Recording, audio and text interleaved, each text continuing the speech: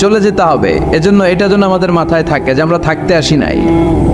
আমাদের আখিরাতটা যেন সুন্দর হয়, সবসময় এই চিন্তা রাখতে হবে। আমাদের মোরাল বেসিস, আমাদের ethical level is going down, ইখলাস তাকওয়া ইজ গোয়িং ডাউন।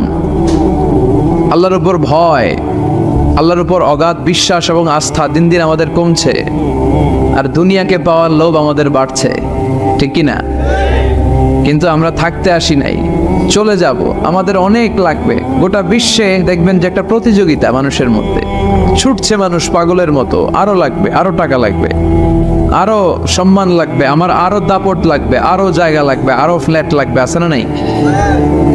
বিশ্বনবী বলেন, বনি আদমের প্রত্যেককেও যদি একটা স্বর্ণের পাহাড়ের মালিক বানিয়ে দেয়া হয়।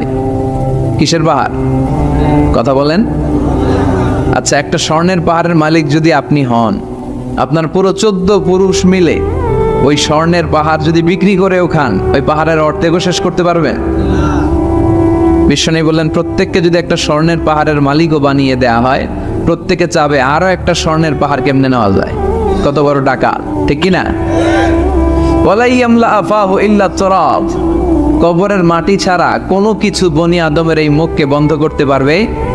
আরো লাগবে, খাই খাই খাই খাই, আরো দাও, পাই নাই, এরকম অসন্তোষ আছে না নাই? অল্প খাবেন, অল্প পড়বেন, অল্প জমাবেন, অল্পের ভেতরে বরকত দিছে কে?